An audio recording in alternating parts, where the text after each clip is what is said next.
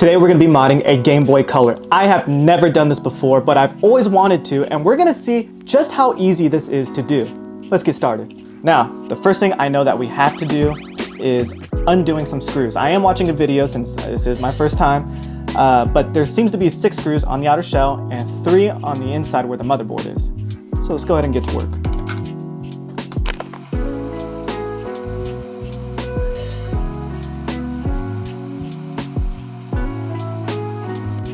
Either that or I'm losing my mind and I'm not. All right. Step 1 done. There is the inside here. Now here are the 3 screws I need to get out of there. Maybe we'll clean it up a bit in a few areas. Q-tip and isopropyl alcohol. I hope I said that right. And then essentially we start with the screen and the new shell. I got it completely confused. To remove the screen, you're not supposed to squish it down. You're supposed to move it up. So go ahead and move these tabs up.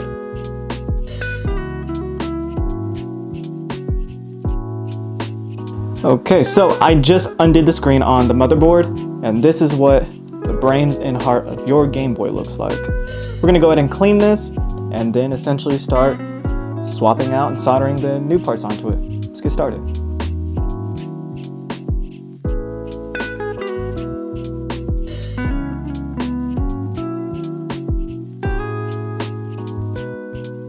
All right, so this was the old shell of my old Game Boy. And this is the new shell we're gonna go with. The buttons are across the way, but I'll just show you the color of the shell. This is what it looks like. And before we head to the motherboard here, we are going to put the screen into the shell. It will require some soldering, but it does seem very simple. And this screen that I got, let me move some of this out the way actually. All right. So this is the screen that I got here, and it came with a motherboard as well, or a PCB board I believe is what it's called. And what you have to do is put this little tab through that rectangle like so, and then you want to put these pins in here, and you do have to be careful not to squish them too hard because essentially your screen will not work. Therefore I'm trying to be very careful, and felt one side click. There it is. Now we're going to go ahead and put it into the shell.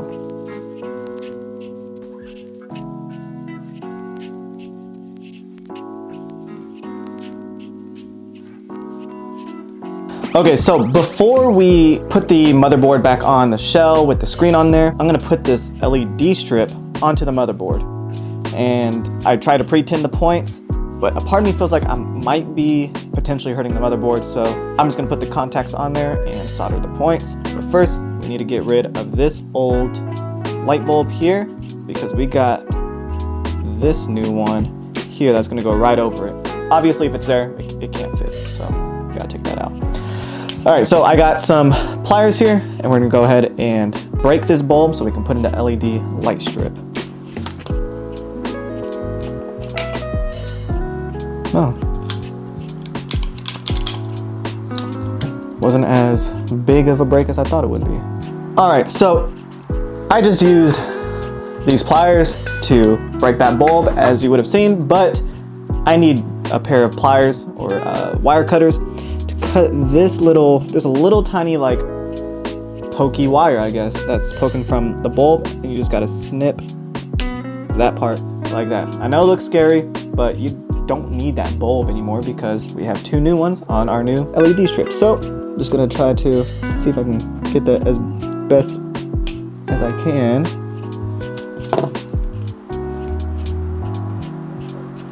Nice. All right, so I just pre-tinned all of my contacts on my PCB board, and now we're gonna go ahead and try to solder the LED strip to the motherboard.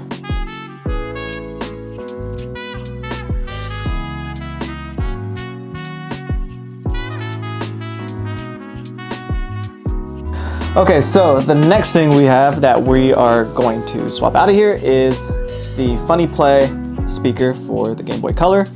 We gotta take out the original though. I don't have a solder wick, which is normally just, I believe, copper wire, and you just put it on top of the solder point and it soaks it up, but I don't have that. So we're gonna try to MacGyver this, and hopefully we can just maybe make it soft enough to where we can pull the wires out.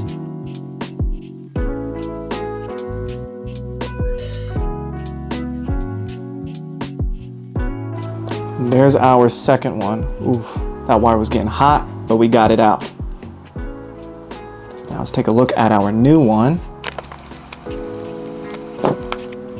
Okay, I'm gonna have to do these on the back side because, as I mentioned, I don't have a wick or a coil wick, so I'm gonna have to do this way. I have to be very careful. I'm gonna need to put a bit of flux on that because I'm very close to the PCB board.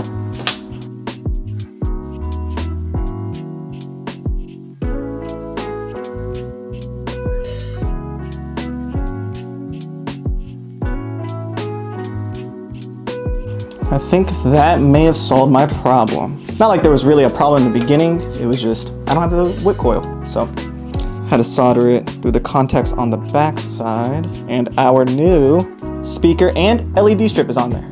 Perfect. The last thing we need to do is essentially the battery, the rechargeable battery. Not USB-C battery, but it is rechargeable, so it'll save us a ton of money on batteries. And the battery is actually gonna go inside the battery pack of the shell. But what we have to do first is remove this little square piece and then essentially place that PCB, which I've already tinned, right here in this area. Let's go ahead and get to it.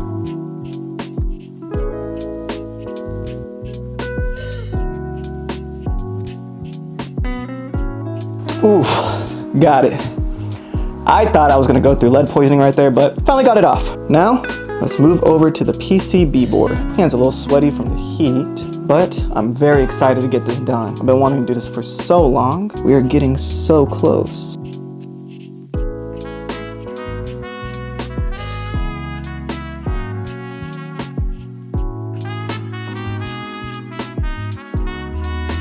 I'm gonna let it cool just for 2 seconds and then try to pull on it. This is a good way to check some of the wires. I'm not even gonna pull that hard. That one's in there. And that one's in there, cool. All right, well, I believe our rechargeable system is now installed. Our speaker's installed. We've got our LED strip installed. Essentially, it's just putting the buttons together, tightening some things up on the shell with putting a sticker on the back of the ribbon cable and probably some Captain tape on these pins. I see some people do that, so I'll just do that just to be cautious, and we will see how this runs. Prayer hands.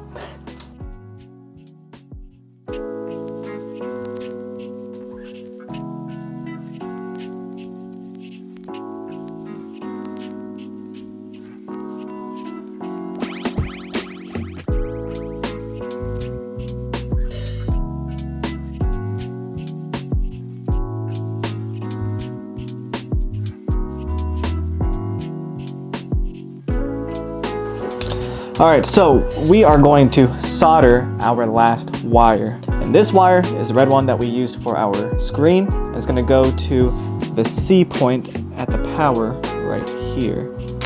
It does look like it is pre-tinned. It does seem pre-tinned, so I say let's just go for it.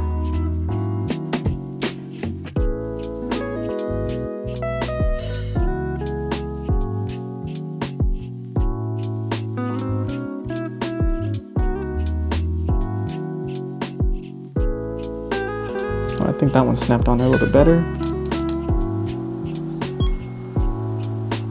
That's a good sign. These onto here. All right, so I had to take a quick second to recalibrate basically, because when I was putting this shell on, the contacts for the batteries are on the motherboard, of course, and I hadn't realized that until I was putting the shell on, and I have a rechargeable battery, so I don't need these. I basically heated them up on the other side of the motherboard, had to flip it out. Wasn't gonna go redo all those steps again with you, just filling you in. I had soldered those and took them out, so the rechargeable battery can fit. Let's go ahead and put the last 6 screws in.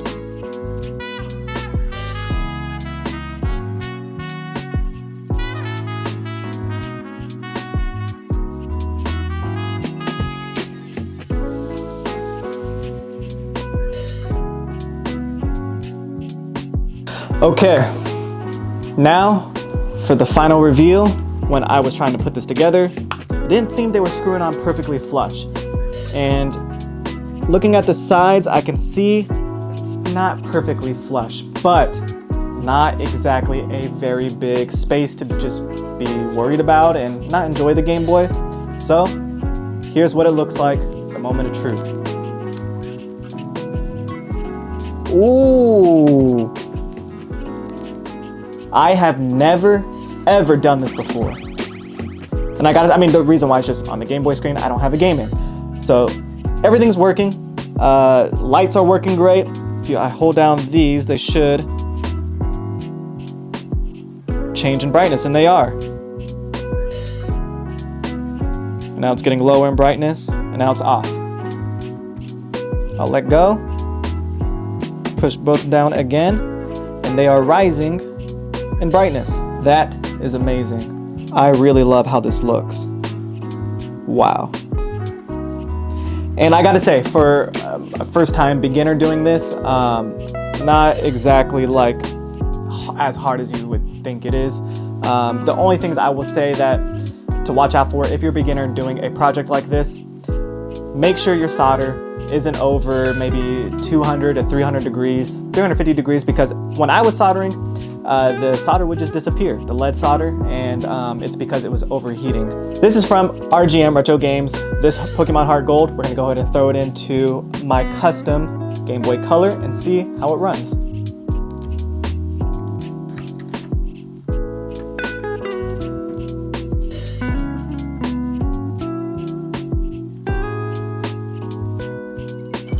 Wow, that speaker sounds amazing too. I almost forgot we put the speaker in.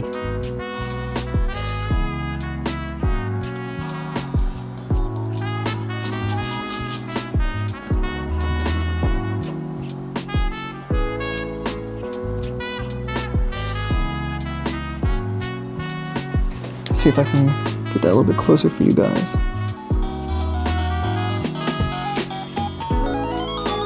The volume wheel works perfectly fine. Obviously the power switch works perfectly fine. Let's go ahead and see if maybe buttons are working great. And as I had demonstrated, the start and select work to move the brightness of the LED lights up and down. So this Game Boy is complete. If you like content like this, be sure to subscribe and like the video. I have another great Game Boy mod video coming very soon, and it's going to be a gift for my girlfriend. You can see the Game Boy and how it looked at a previous video. I'll be sure to link that in the bio, and click on that video so you can see the prerequisite to my newest Game Boy mod. Thank you for watching.